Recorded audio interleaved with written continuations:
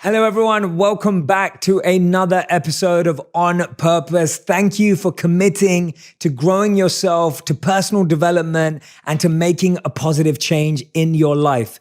You know that on this podcast, I'm dedicated to bringing you incredible guests with amazing stories that hopefully you can relate to, connect to, and start seeing how you can find your passion and your purpose and start creating a meaningful and fulfilling life. And today's guest is not going to disappoint. First of all, she's an incredibly dear friend, so I can't wait for you to get to know her story and for me to go deeper with her. That's one of the reasons why I love these podcasts. She's one of my wife's best friends, so you're going to get to find out a bit more about that as well. But on top of all of that, she's had a truly remarkable journey, and she's now the CEO and founder of Live Tinted, a new incredible beauty brand that's changing the way we think about beauty. I can't wait for you to hear about how she describes that and how she articulates that, because she's amazing with words, and her name is Deepica Mutyala. Deepica, thank you so much for being here. I'm so happy right now.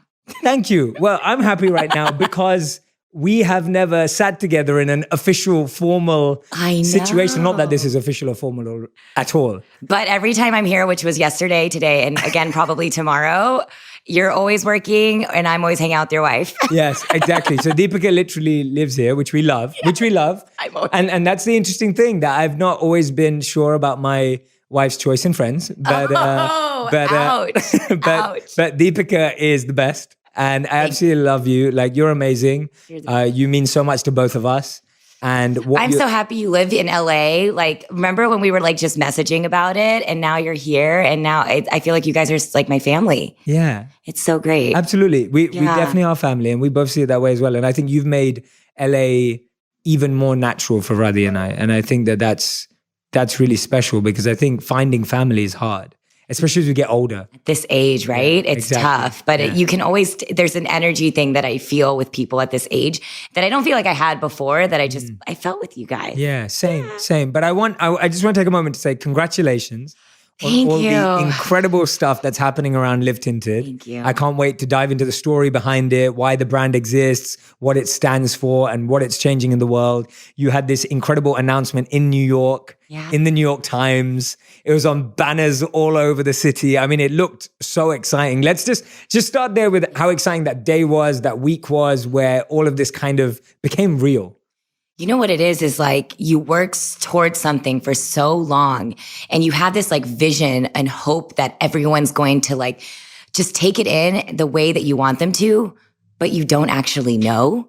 And that feeling of the New York Times, the billboard in Times Square with the words Live Tinted written there. I mean, I felt like I gave birth to a baby, and it was the healthiest baby. And it was just like, everyone was talking about how cute the baby was. And it was just like, honestly, Jay, like it made everything so worth it. And that entire process to get there was such a roller coaster that I just feel so grateful, honestly. Amazing. And that's what I want to unpack with you today, because I think, you know, we live in a world, social media world, where people are seeing all of these amazing things. Yeah. I was observing it that day and I loved it because I'm your friend and I see what you're doing. And there was such an incredible energy around it. I felt there was so much positivity, but people see that and then we forget what happened before it. Yes. And so I want to kind of go there, because you're from a South Asian background. Yes. Just like me. Yes. And the reason why I want to start there is just, did you ever think that little South Asian girl was going to build this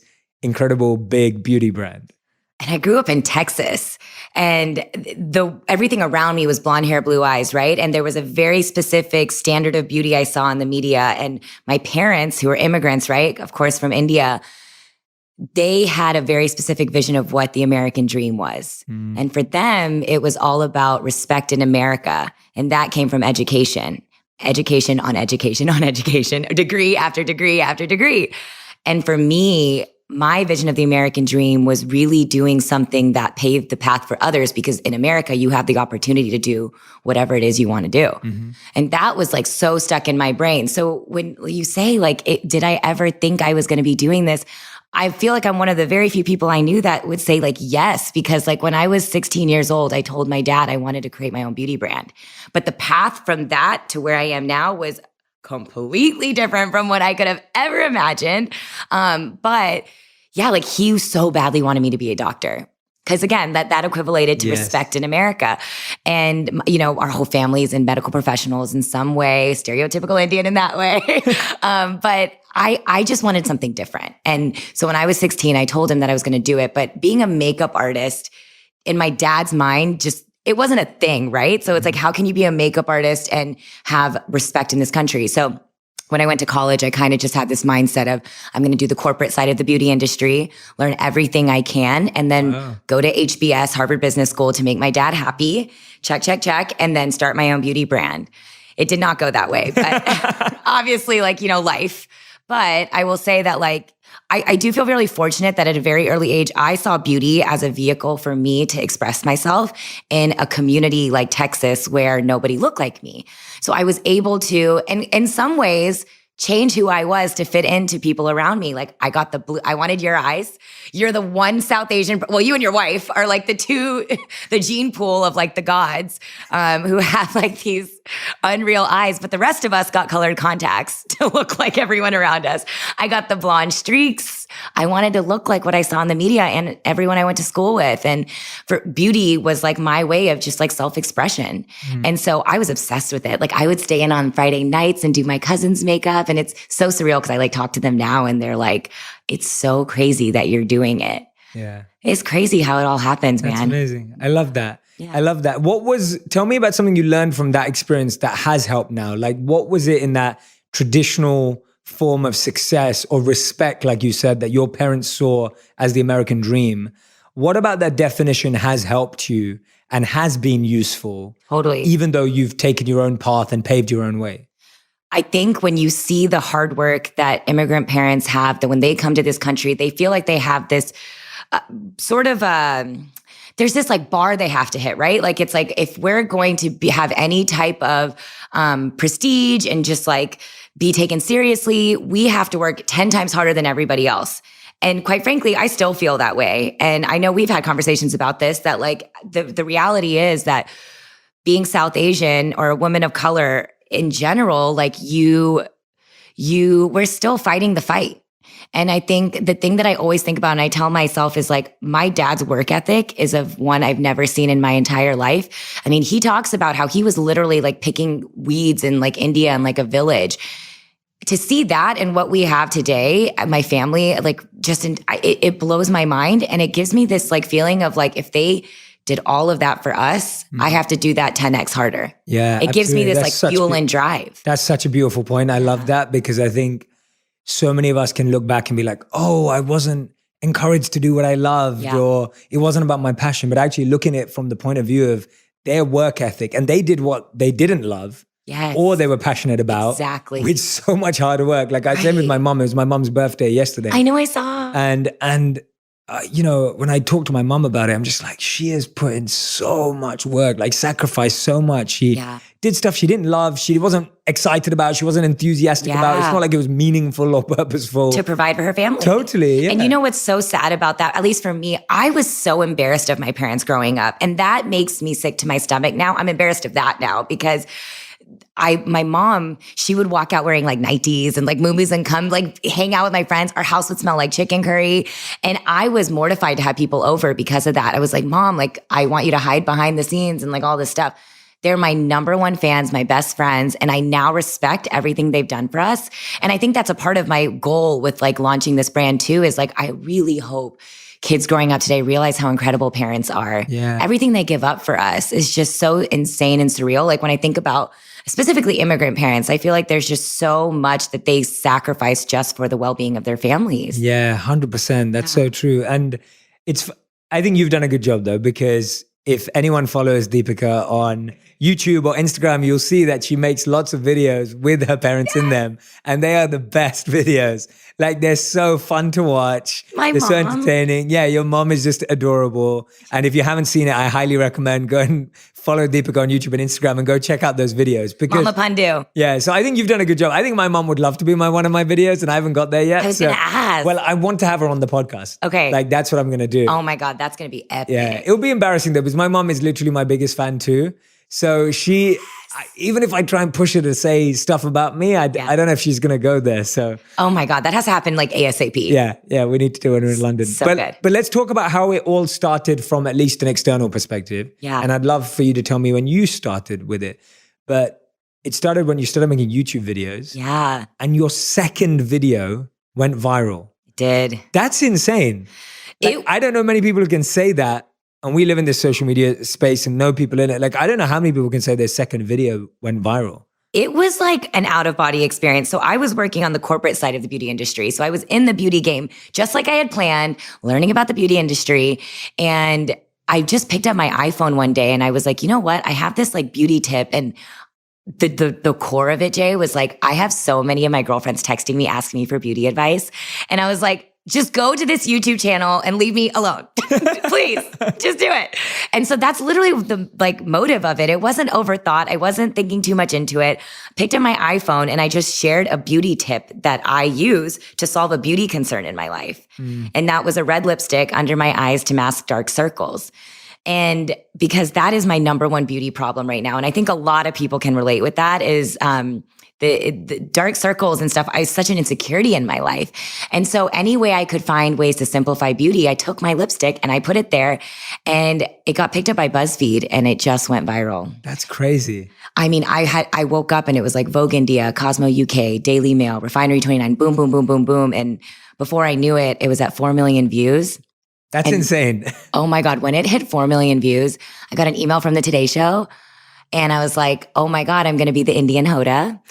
I'm quitting my job today. And I'm going to go be someone on the Today Show because that's how it works. That's not how it works. No. But I did quit my job that day. Wow. I had this like gut feeling in me that this was a moment in my life that I had an opportunity that it was like a 15 minutes, right? And it was like, you can take that 15 minutes and have it just be a moment in your life, or you can take it and build out your dream career. I love that. That's what I did. That's amazing. Like that's such great advice too, because I feel like it's been really interesting for me whenever I've had moments.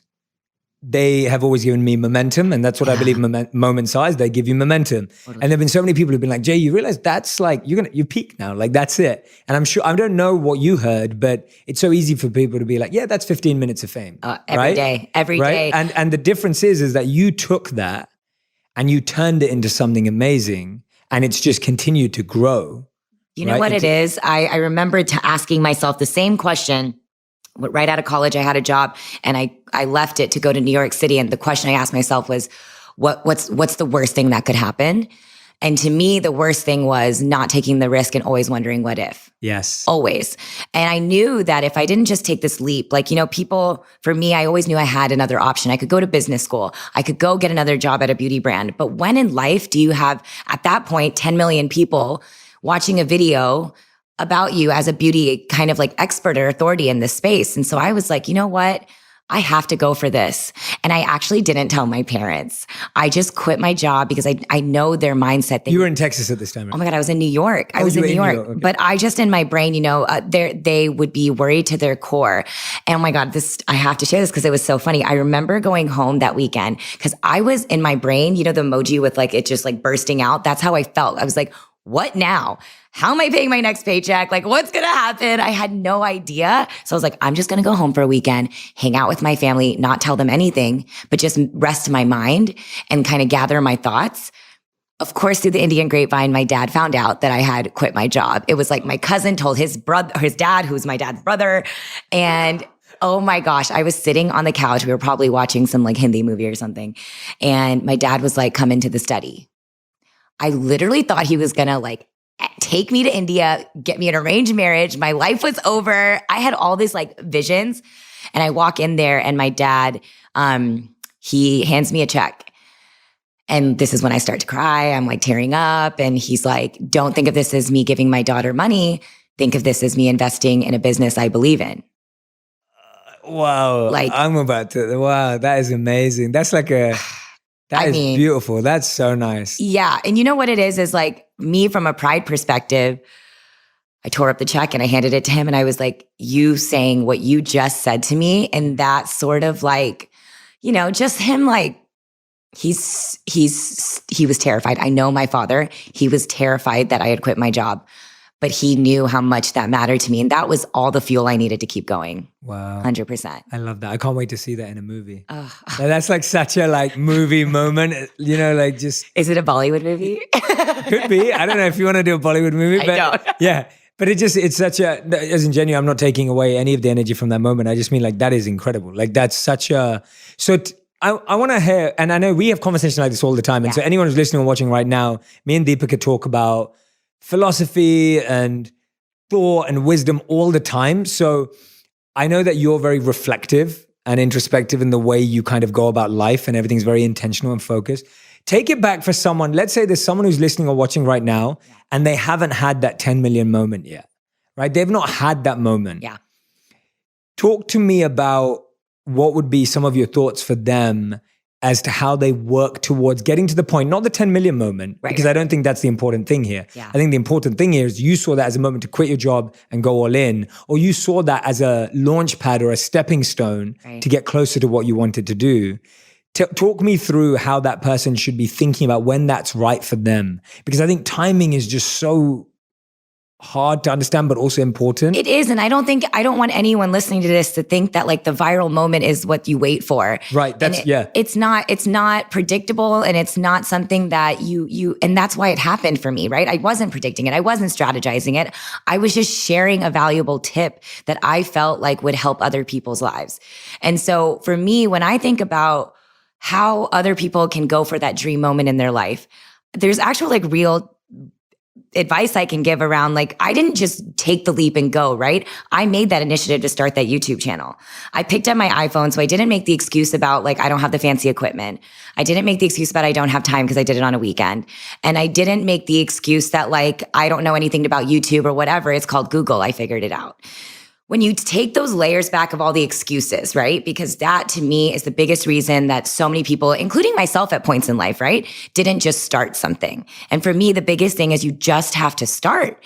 With my YouTube channel, I didn't know anything, but I just started, and it didn't matter, and it worked. Yes. And it was because I didn't overthink it. And I didn't just quit my job. I had a momentum that made me quit my job.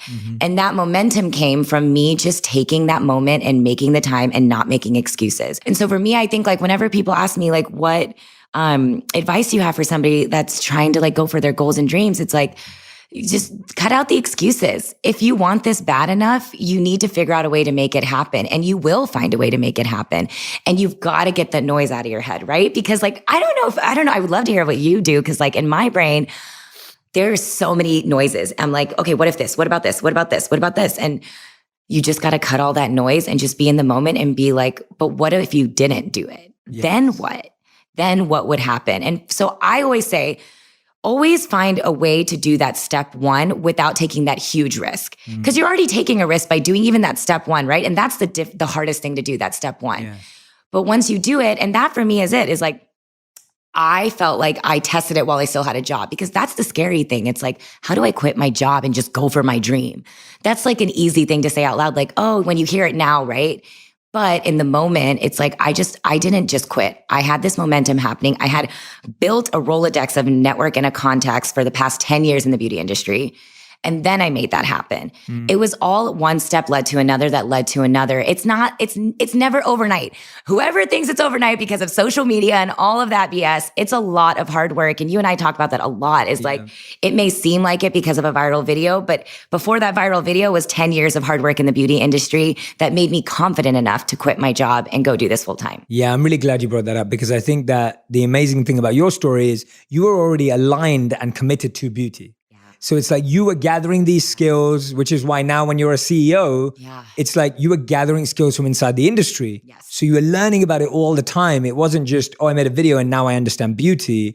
It was not how it works. Exactly. And it's like, I understand beauty from a business perspective. Yeah. Now I've had a moment that's helping me gather more contacts, more networks, etc. But I've actually built that already. And I think that's awesome advice. And the second thing you said there is you were using your time on evenings, weekends, whatever it was, to do all the other stuff. And the funny thing is, that's so parallel to where I was at too. Like, it was the same thing. Like, I was working my day job and I knew I wanted to help people more. And so I started making videos, and that was it. Like, I still don't know how to turn a camera on. right? Like literally, I'm not kidding. Adan can testify for this. Wow. I have no idea because I've always wanted to be someone who can focus on my strengths and play to those and have people around me who can play to theirs. Yep. But I love that point that you're making. Just, it's not overnight. No, it's not that. And 10 years in the beauty industry is why that moment. This is the beauty of it, actually. So I'm having this, and I'm saying this for Deepica because she's so humble, she won't say it. But it's like your 10 years in the industry is what means you can actually capitalize on that moment. Yeah, right? You're totally right. Like if you don't have that 10 years, even if you have that breakthrough or that moment, it can disappear or you won't know what to do with it. Totally. Because that work hasn't been there. You're so right. Actually, I've never actually thought of it that way, but that's exactly it. Because when I quit, I was my own assistant, my own lawyer. I was my own lawyer, which is kind of dangerous, but I was like my own manager, agent. I remember I just literally emailed 250 people in my email database. And I was like my fake assistant. I had an assistant at Deepica email. It was a full fake it till you make it game, right? And I was like, she is now a beauty influencer and she's doing this and she'd love to work with you. And for every 250 emails, I got maybe 3 replies. Yes. But those 3 replies led to one job. And that one job, they asked me my rate. I threw out a number and they were like, okay. And I was like, oh, I could have like 3x that. And then you just learn from that and you go to the next thing and then you go to the next thing. But I just learned and I taught myself that, but it doesn't, I truly believe that because of being at these other beauty brands, I was able to leave and feel really confident about getting jobs as a beauty influencer. It wasn't guaranteed. And it took a lot of hard work and a lot of, to be honest, like I'm so extrovert. Do you consider yourself extrovert? I do overall, yes. So overall, I do too. And for someone so extrovert to just be going from a place where I was working in an office with all my best friends, I had a roommate who I also like. I had a roommate. I didn't live alone, and I was dating somebody. And at the same time, I was single, living by myself, and working for myself. And so I was just by myself all the time. I mean, for somebody that's that extrovert to go into that, it leads to a really, really, quite frankly, dark place in your own mind. It really did. I remember there was days I didn't want to get out of bed. But then the days I did go out of bed, I was like going really hard. But you have these roller coaster of emotions. And I never, to be honest, then I never showed that stuff on social media. I was too scared. I was too nervous that you had to be a certain type of way. I had to look a certain type of way. I had to have a certain type of confidence and fake it till I make it kind of thing. And such a core part of what I want to do now with Live Tinted is take those barriers away and show the raw, real story of it is not easy to build a beauty brand. Nobody just comes to you and hands you something. You have to work for it. Yeah, absolutely. I love that. I think anyone who's listening and watching right now is going to just listen to your story. And I'm hoping that as you're listening and watching, you're recognizing just how much hard work goes into it. Yeah. And I want you to, I was actually having a really interesting conversation when I was working out this morning. And it was me, my personal trainer, and another trainer. And she was talking about how she'd been doing something for 15 years, the art that she wants to work on. And then we were unpacking that. And by the way, these two trainers are far fitter than I am. So they're always giving me like health tips physically. And then I'm talking about the mind and consciousness and all the rest of it. Love it. And she actually said to me, she goes, actually, now that I'm reflecting with you, Jay, she goes, I've only been all in for 12 months. So even though in her head, she felt like she'd been doing it for 15 years, when she actually reflected, she was like, actually, I've only really gone all in for 12 months.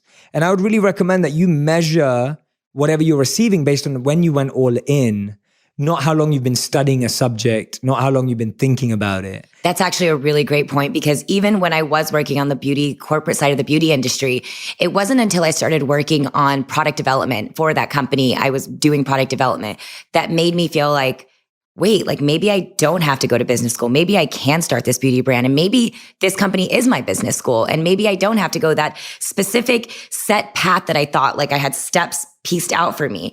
And it was those, I would say, yeah, like 12 a year, that last year of working in the beauty industry that made me feel a little more confident that like, maybe my path is going to be a little bit different. And so again, when that video went viral and I did it, it was like, to me, I never thought, quote unquote, being a beauty influencer would ever be a part of my job description. Like, I'm a businesswoman. I had that ego. I thought about my parents. What are they going to tell their friends?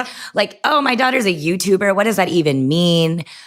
I every moment of the experience of being a beauty influencer had to happen for me to be able to build this, what Live Tinted stands for today. I love that. It's all steps, it's just like one by one by one. Yeah. And we have to see it that way in the sense that and I'm sure you can, I'm listening to your story right now and I can see so many parallels with mine. I know, I always feel that way whenever we're talking. Yeah. And I'm literally going right now, I'm like, there were times when it looked like everything was falling apart. Yeah. But I had to go through that. Yeah. And I had to go through every one of those. And I wouldn't be anywhere close to who I am as a person or where things are for us without all those moments. And I think you're so scrappy in the sense that, like, I was just talking to your team out there and they were saying how if everyone was gone and it was just you still doing this, you would be just as successful because you've done it before by yourself. So you would make it happen anyways. And I think about that. I'm like, yes, now I have people on my team and they help me grow quicker and stronger. And I feel mentally better. And I now take care of myself because I have that support system. But I also know how to film a YouTube video. I know how to upload that video and I know how to be a businesswoman. And I think those skills of being able to have to do it ourselves helped shape us into like work as hard as we do now. Yeah, absolutely. I completely agree. I didn't even have a team until like 3 months ago. Like it's been so recent. Yeah. And people are still surprised that I do all my Instagram comments and I reply to everyone. I also don't get that, by the way. And I'm like, all my Facebook comments, like it's me. And I believe that if you want to grow something, you can't outsource it. Yeah. Right? You just can't. If you truly want to grow something, totally, you can't just give it away to someone. Yeah. Right? You have to be involved to some degree. Of course, you can have a plan and you can have a team and you can have agencies. But I know that a lot of people have this belief that when I find the manager or the agent, my life will be solved. Absolutely. And I felt that for a long time. I used to look at people being successful. I used to think, oh, they must have an amazing manager. They must have an amazing agent. Totally. And all I can honestly say, and I think Deepica is highlighting this too, which is what's inspiring me to say, is just that you are your best cheerleader. You are your best support. You are your best everything. Don't rely or hope to find someone who's going to save and change your life. And that will never change, no matter how successful you are. Right now, I'm going through the fundraising process and you have this mental,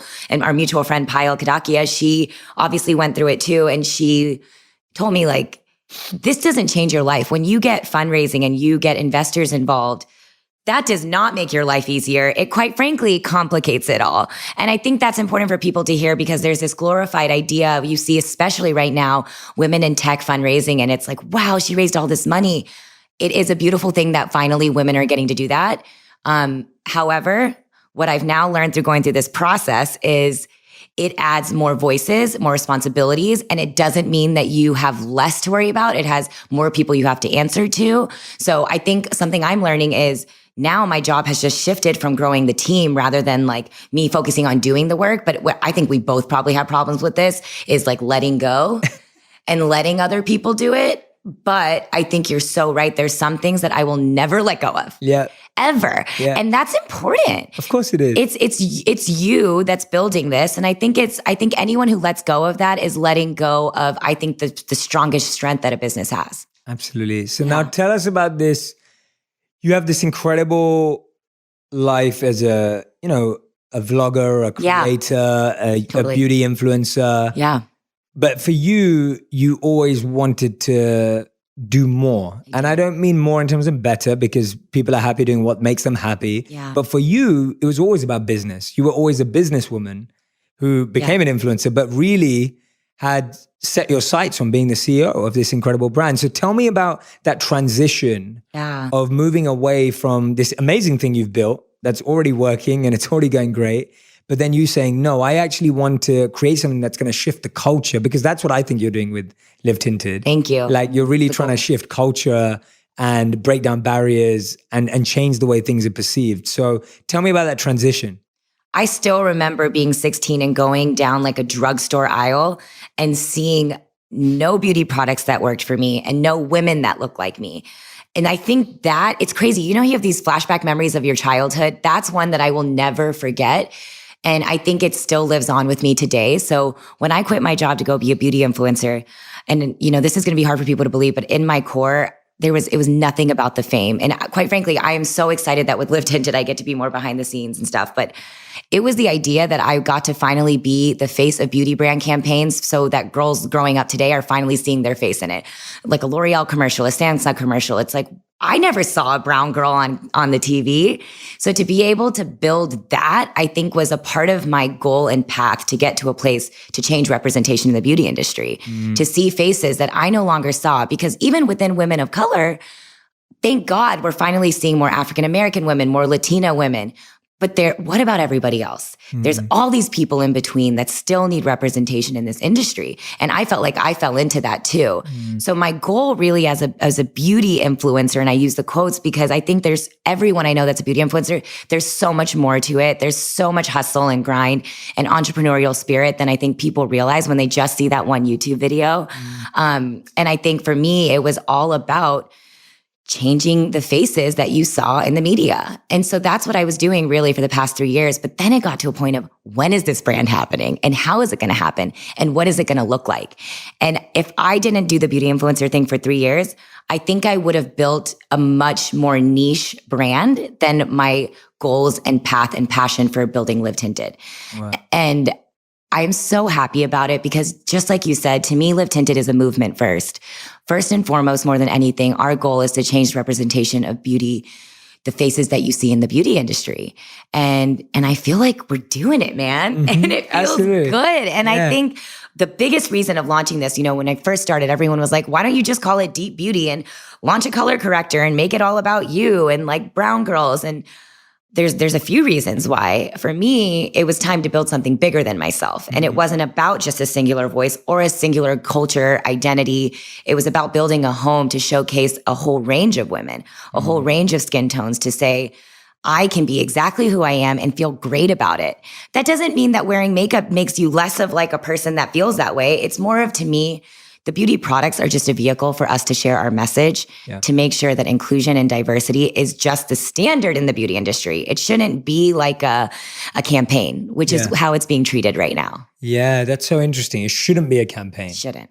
Yeah, because what would that do? If it was a campaign, what are the negatives of that? It's strategic. It feels disingenuous and it's not making real movement happen. And there's a lot of brands that you can see capitalizing on that, which it doesn't bother me because at the end of the day, at least there is a token brown girl now, right? That wasn't something that happened before and we need that progress. Better than nothing. We need that progress. So even though, you'll see the one brown girl in things and the one brown guy in things, that didn't exist before. So at least that's step one to get to a place where this is just normalized. And so that's how I feel about the whole thing in general. But I think when I launched Live Tinted, it was so important. We launched in 2017 as a community first. And while we were doing that, we just used the community, we listened to the community to help us think through what was the first beauty product we were going to create. And it was truly made by them for them. And it just is so crazy, Jay, that what they asked for when we asked what your biggest beauty concern is was dark circles. Wow. So it was such a full circle moment for me to go back to my red lipstick video and it all happened. It was like, there's clearly still a need in the market for this product. But again, for me, the product is so secondary to what we're doing, like with the campaign that we launched 3 weeks ago, which is so crazy, how all this is happening. But, it was about no Photoshop. That's not something you see in the beauty industry. Like when people look at Instagram and they look in magazines, I don't want people to feel the way I did growing up where I felt not good enough the way I was. I mean, I definitely went through the whole thing where I starved myself and changed things about myself to look like that. And so my whole goal with Live Tinted is to just let people be themselves and make that a place that's like celebrated, And I think the biggest thing we say about Live Tinted is that we're a multicultural community because if I were to just make this a brown girl brand, like everyone was expecting me to do, how is that really creating progress in the space, right? Like for us to really be integrated into the larger world and make this a truly inclusive brand, we have to be speaking to every ethnicity. Totally. We have to be talking to each other. And I think the biggest thing I spent the past year before we launched this product for Live Tinted was educating people on different cultures, different backgrounds, because I feel like the more you learn about other people's cultures, the more you're able to, I guess, like understand each other. Like when I think about, for example, we talked about like facial hair, which is something a lot of women have.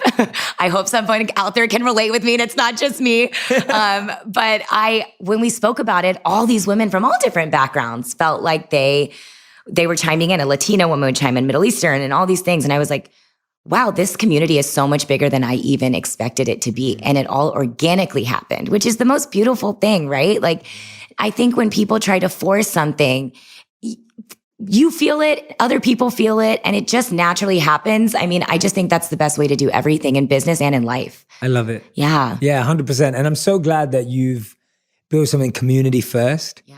And I remember one of my mentors in business would always say, like, build community first, commerce second, like always. And he used to say it, and I was like, oh, that sounds good. Like, that sounds cool. Yeah. And, like, you know, that's one of those statements. But it was like, it's so true. It is. Because not only is a community, that's not just smart or strategic. Actually, what it is it's real. Because when you deeply get to know people's stories, your heart expands, your vision expands, right? Like, you don't become someone who's just trying to sell something anymore because you have a community first. See, if you start with commerce, you're basically thinking, are we hitting our numbers? Are we selling stuff? Is stuff being shipped, right? That's what you're thinking about. Yep. When you start with community first, like you have, you start hearing people's stories. You start hearing people's backgrounds. You hear about people's challenges. And then your brand becomes full of compassion and empathy and love and care, as opposed to being about numbers and stats and analytics. Even when you say that, it makes my like heart just like feel so good, because like I had so many tough times this past year. It was so many lows of thinking and, again, doubting yourself. Like it was a complete shift, right? Like and for me, I never like dreamt of being a beauty influencer, but I always dreamt of this beauty brand happening. So the pressure was like 10x. And I felt like, oh my God, like this is what I wanted since I was 16. It's happening and you have to do it right. But I had to get out of my own head and go back to the same scrappy mentality I had when I first started that YouTube video using my iPhone. Is you just have to start. You just have to start. And I'll tell you, like during those low times, it was literally this community that got me through it, because I would read their comments and they'd be like, keep going. Thank you so much. You're changing my life. You're making me feel beautiful with who I am. And when you see those comments, like literally when you're working at 1 a.m. and you're like sitting there on your laptop and it's a Saturday night, that is the energy you need to say, this is why you're doing something. And absolutely. I think that purpose-driven aspect of not just a beauty brand, just building a business it equals longevity. 100%. Because we're human. There's a real emotion that goes into it. And I think like, at least for me personally, and I don't know, this could be one of my weaknesses as a CEO, but I feel like I have empathy in building this business, and it sometimes is like not a good thing, but it's who I am. And I don't know if that'll go away, but I can't help but care. Yeah. And it's tough, right? Because when you're a beauty personality, I'm allowed to just be that girl. But when you're running a business, you sometimes have to like shift that hat and be like, okay, like let's think about this. Like what's going to be right for them and this and that. It's a weird balance of all of these things. Yeah. This is a therapy session all of a sudden, but I'm into it. I'm like, man, it's a lot. Yeah, no, it is a lot. And that's what I think is so beautiful when I'm doing the podcast and I'm speaking to someone like yourself. It's like, you've just had so many transitions in life. And transitions are the hardest. Yeah. And that's why most people never have them. And that's why most people live the same day over and over and over again and call it a life, because transitions are so hard. Yeah. Tell me about the doubts that came in your mind and how you overcame them before you got to building Live Tinted. Like, what were the doubts? What were the challenges, and what got you through? So we already know the community got you through. 100%. And I love that, because that to me, that's a successful entrepreneur. Like that, to me, that's a successful business person. It's someone who's living for their community and their why is so strong. But what else? What were the doubts that came up, and how were you able to strategically or internally start overcoming them?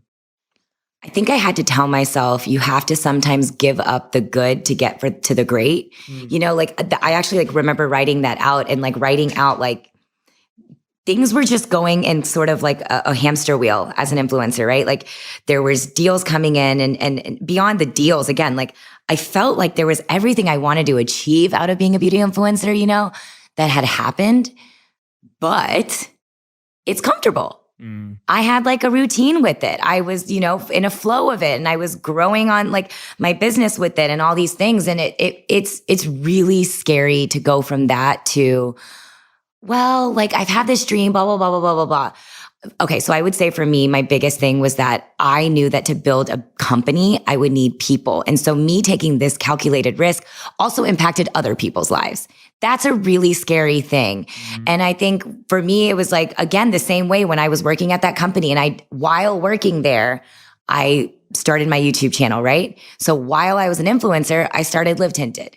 And that's the way that I've always built my career, is like, do a little test. It's almost like, like just test it out, see how it goes. And that's how we launched Live Tinted, as like with the hashtag. I literally just put on my Instagram story. This is how scrappy I did it. I thought I was going to do this whole plan and like make this beautiful grid on Instagram, right? And then I was just like, you know what, Deepica? I just put hashtag Live Tinted and said, if you can find a deep skin melanin South Asian woman, tag hashtag Live Tinted. And within minutes, 200 people had tagged women all over online, because I couldn't find a woman that looked like that on the internet. How crazy is that? Whoa, no way. Isn't that wow, insane? That's crazy. So I just asked the community to do it. And then I was like, you know what? Let's just launch this page. So that was my way of testing it out, because instead of just trying to think of like, and I think that's the biggest thing we all get into our heads, is this perfection idea. And the second I stopped thinking about that or caring about it, we just launched the page and it just started to organically grow. So instead of like placing that big order for that beauty product and right away saying I needed to start this beauty product, I started an Instagram page. Yeah. And I just started a hashtag. And, thousands and thousands and thousands of people have been using the hashtag as a way to identify themselves and tell their personal story about their identity and their culture and where they come from. And that, to me, helped me shape what product and what I wanted to launch from a business side. Yeah. But in the beginning, it was just about trying something out. Yeah. And I think that's the only way to do, for me personally, it's not the only way to do it, yeah. But I think it's the way that you kind of go into it with a little less fear. Yeah. Because it's scary. It's still scary. Yeah. Every day. I love that, because I always say that all of my content is 75% complete.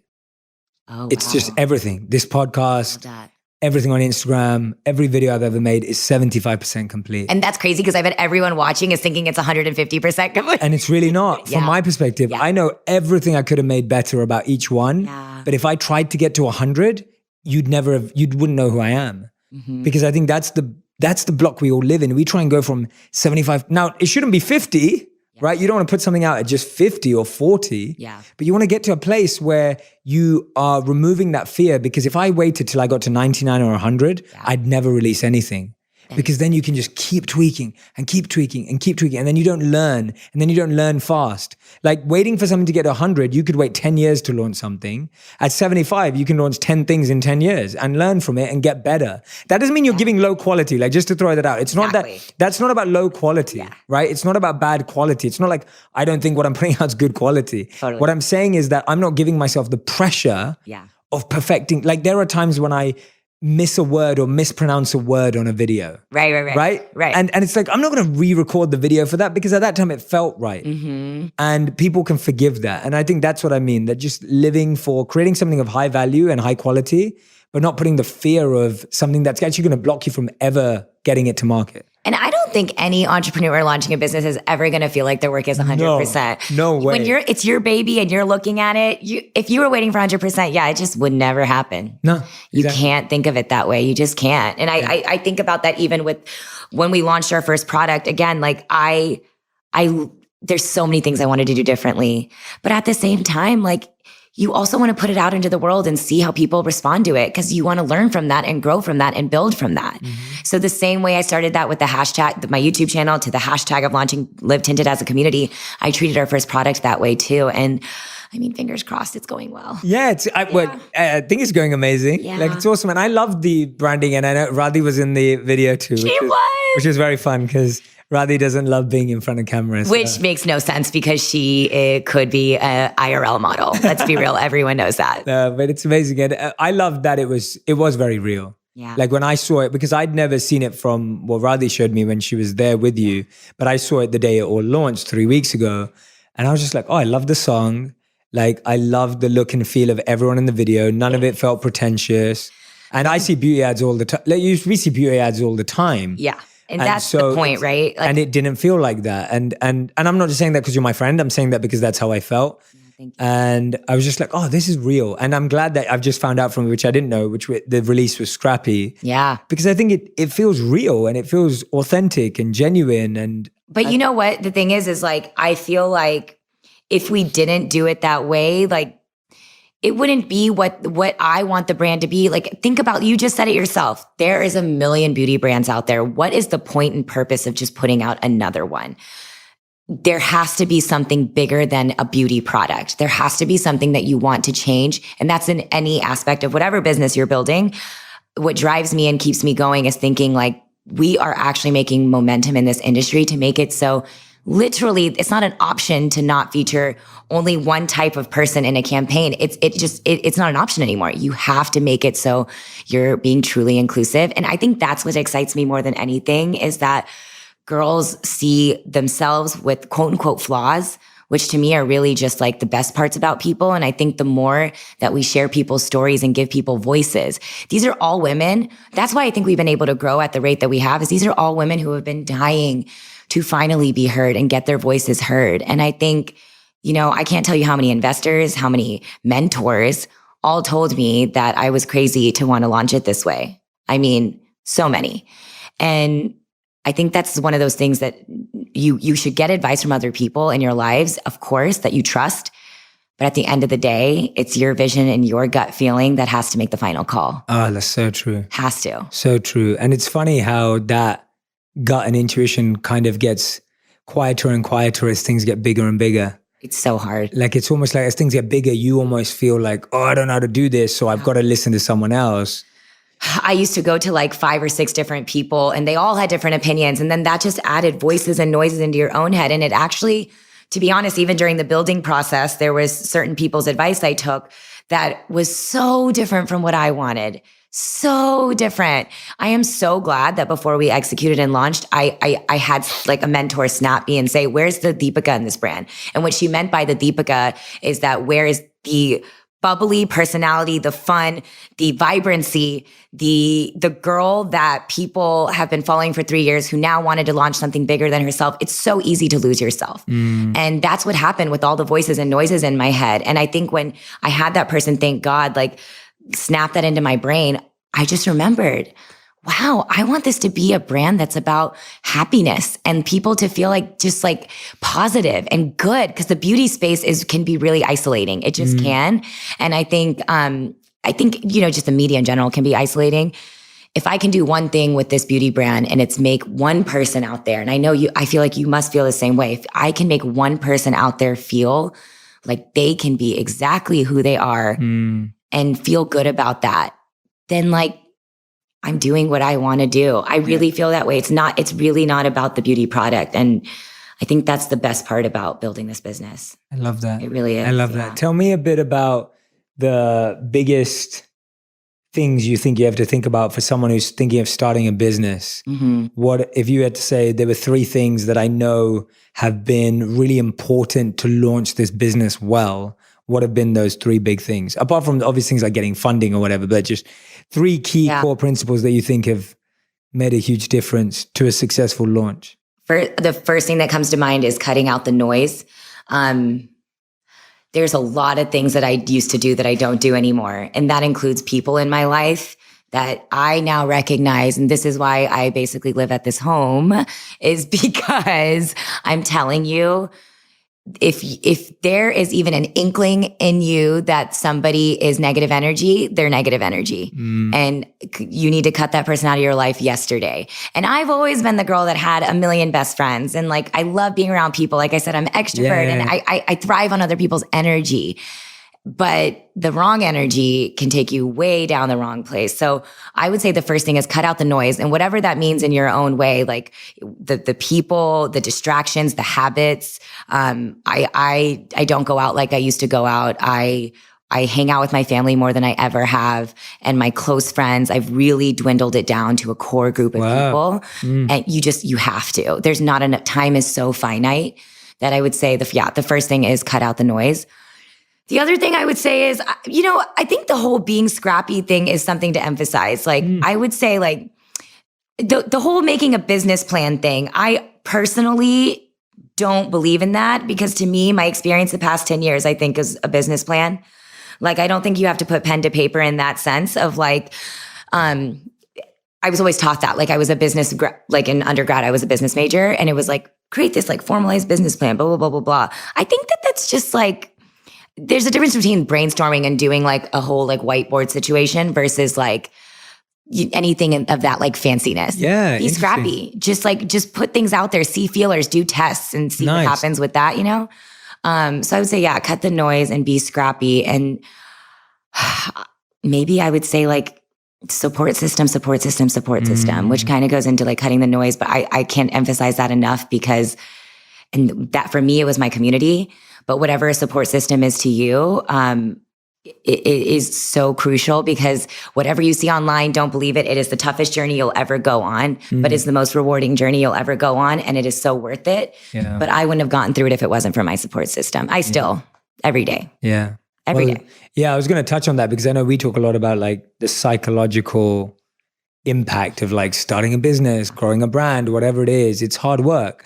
And a lot of people burn out, right? A lot of people get totally stressed, totally burn out, and they lose themselves in the process. Yeah. And you're so right. I think you've hit the nail on the head already, that just being around the right people, being around the right energy, changing your practices and habits to suit that bigger goal, right? It's not a sacrifice. No. Because it's supporting that bigger goal. Yeah. It takes a long time to realize that. Like, I will tell you, like, I mean, I talk to your wife and you about it all the time, is that like, there really is this, a difference that just the way you start your day can change the whole trajectory of your day.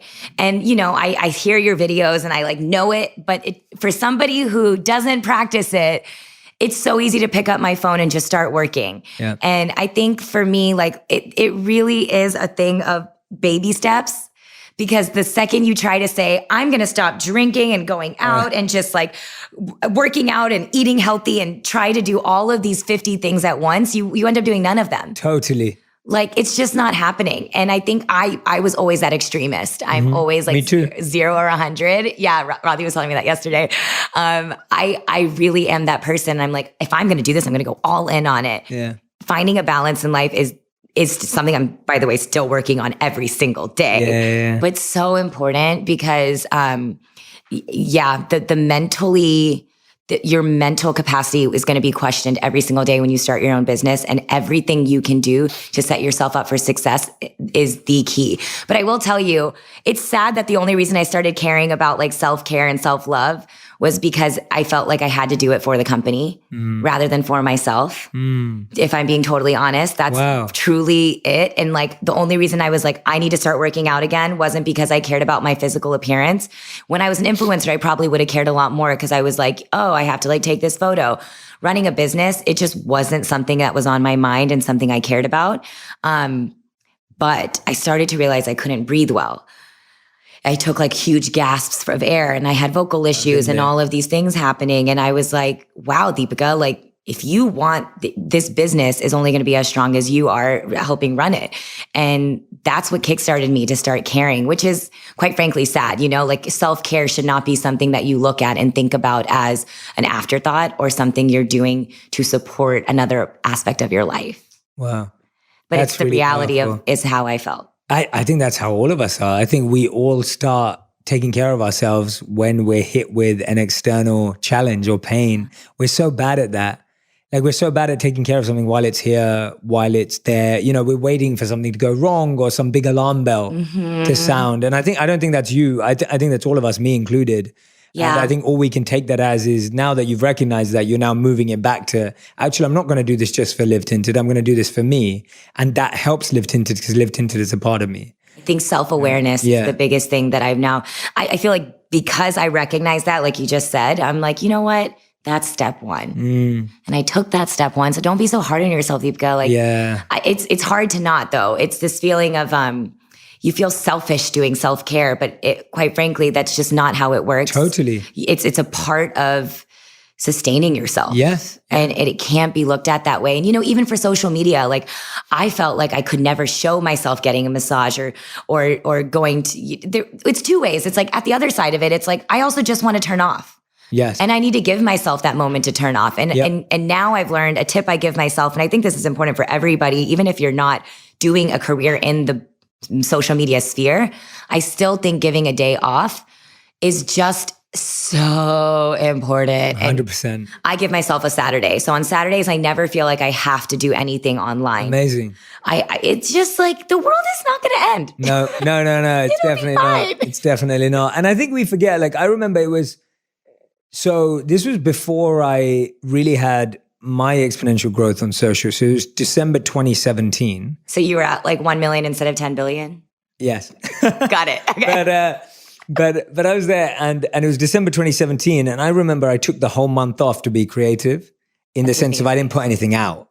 So I didn't release anything in December 2017. That's amazing. Because I was just like, I don't think I'm going to be able to put out my best work. Yep. I don't think I'm going to be able to be truly impactful and help anyone if I'm not giving myself time and space. And I think that applies to products. I think that applies to videos. I think that applies to anything.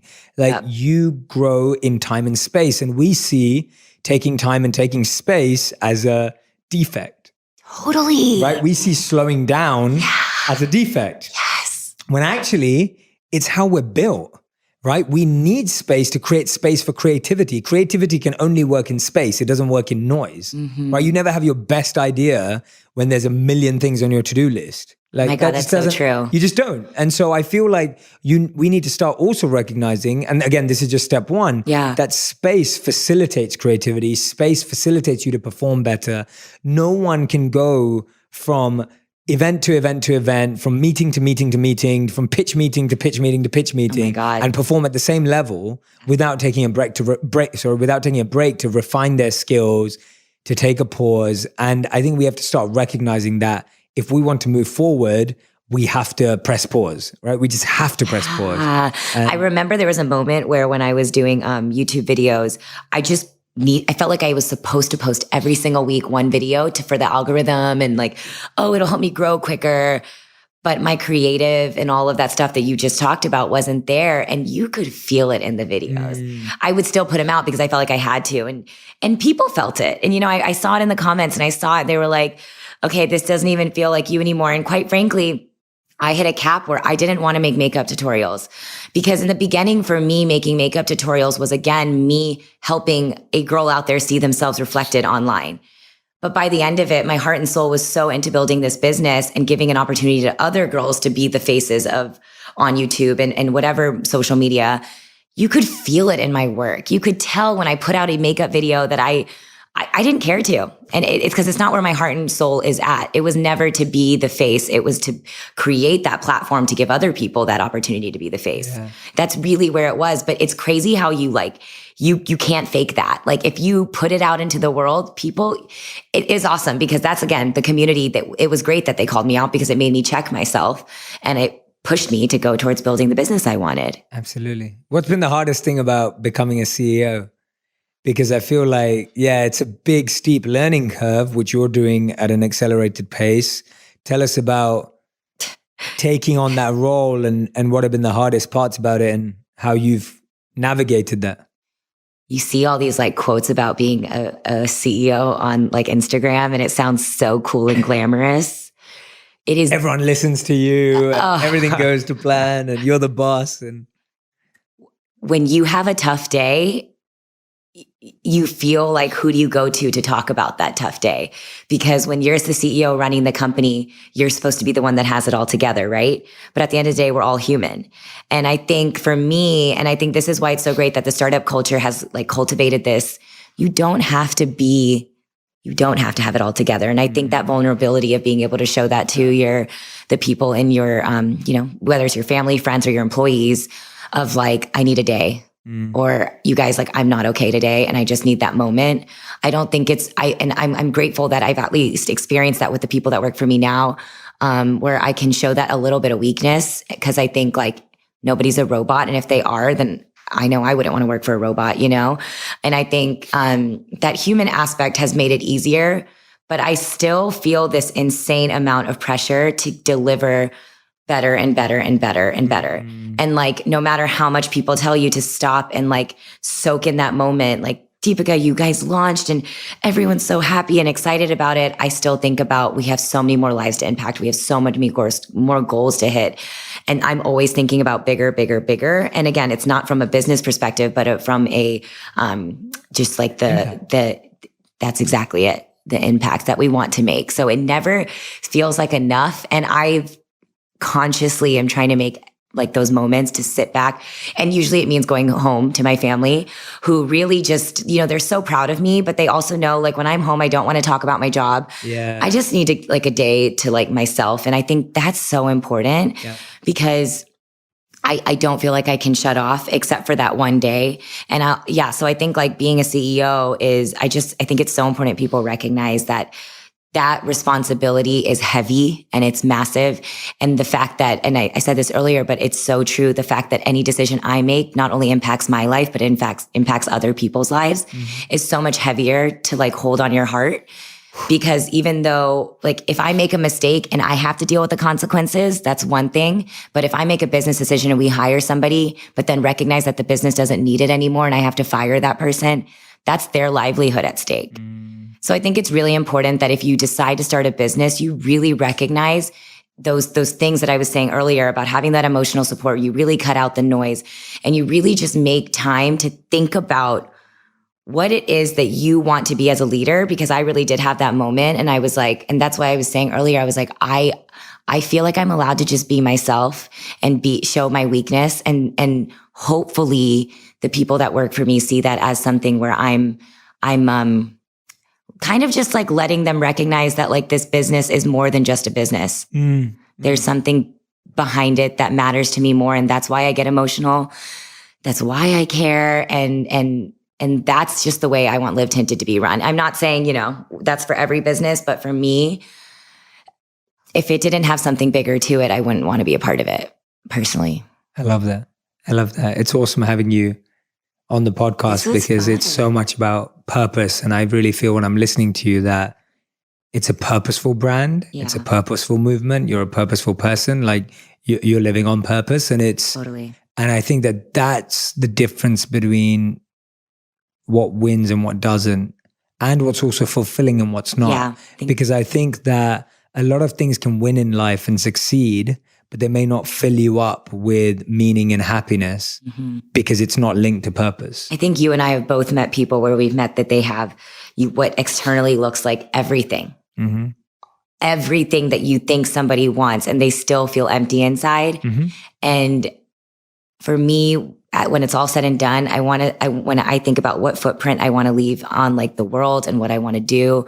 And this is, I've had so many people say to me, like, it's a beauty brand. You're in the beauty industry. What I literally have investors, they're like, but it's makeup. Yeah. And that's when I walk out of the room and know that they're not the right partner for me, because it's not makeup. It's about making people feel good about themselves and who they are, and giving them that confidence to walk out the door and feel like they are complete. I love that. And I don't think that, for me, again, this is just having that like footprint and leaving that footprint. I think everybody wants to figure out what their version of that is.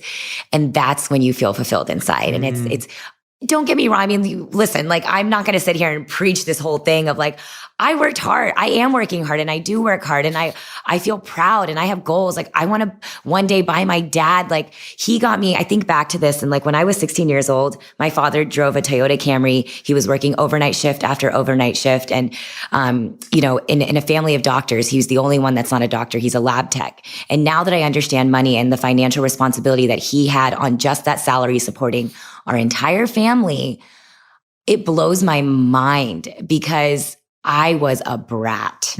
I wanted that Abercrombie and Fitch shirt. I wanted that blah, blah, blah.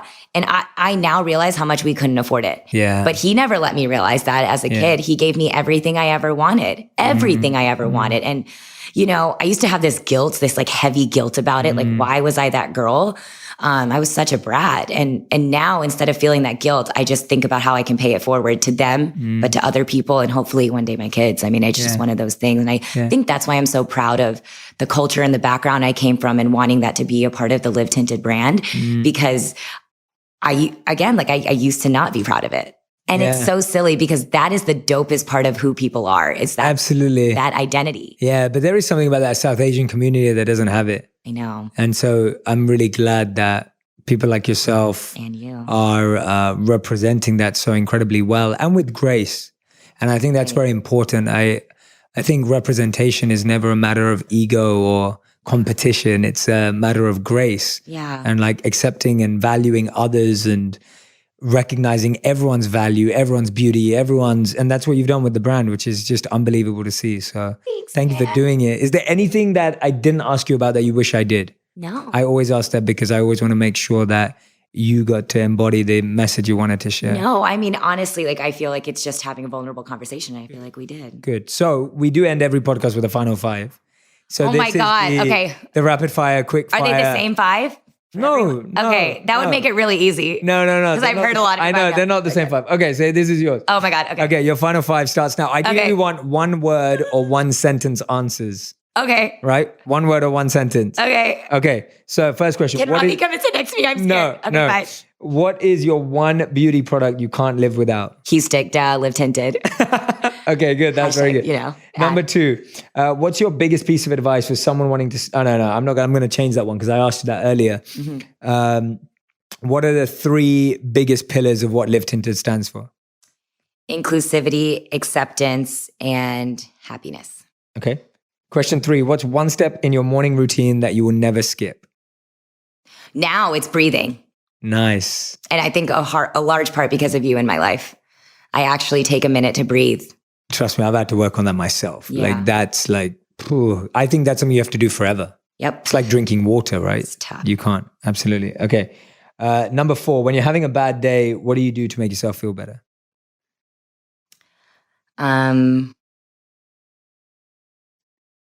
What do I do? I'm working on that now actively. Hang out or be around somebody I love. Okay. Awesome. That was not a word. That's fine. That's 1 Rodney, sentence. just That's kidding. that's 1 sentence. Okay. That's 1 sentence. Okay. That's 1 sentence. And number 5, what would you want to be remembered by? I want to make an impact, and I want in whatever way that means. And I want if the legacy of Live Tinted is that we've somehow evolved the beauty industry to be more inclusive, I feel like we've done our purpose. I love that. Thank you so much, Deepica. Thanks for having me. It's so awesome having you on the podcast. We got to hang out. Yeah, this is great. We actually got to hang out. But if you don't already follow Deepica, please go and find her on YouTube and Instagram. Of course, go and follow Live Tinted as well on Instagram. Yeah. Anywhere else? Yeah, go to our site. Go to the site, livetinted.com. Yeah. Yes, no, say it. Yeah, It's fine. livetinted.com. Yeah. Yeah, livetinted.com. I'm sure there's so many of you out there that are listening or watching right now who are thinking, I need this makeup in my life. And more than that, again, like I didn't say this as one of the 3 words, Yeah. but I should have. It's community. Right. And it's like you really can learn and see other people in this community and see what products they love. It's not just about our products. We have a whole platform for other people to see other people's products because I think that education is it's important and fun. yeah, well, one of the biggest reasons I wanted to do this with you now, Deepica, is because I want to have the same conversation with you every year as you go and build this brand. Yeah, that'll be interesting. I love seeing my friends like yourself just start incredible ventures with so much purpose. And I feel so grateful that the community of friends we have here is so purposeful. Amazing. And so deep. Yeah. And I just want us all to support each other. And I think it's so important. Like, I want to look back on this conversation 10 years, 20 years from now. Gosh, it's going to be crazy, right? Yeah. And for all of us to just be like, oh my God, do you remember when we were just trying to do that and you were starting this company and I was doing this. And I want to have that. And that's what I'm saying, that start supporting your friends right now. Yeah. Like wherever you are in the whole same space. Agreed. Just start supporting your friends because there is room for everyone. Collaborating is way stronger than competing. Totally. And thank you so much for being an amazing guest. Thanks. I genuinely hope anyone who's listened or watched this is going to go back, make a ton of notes. And I hope that you're going to go...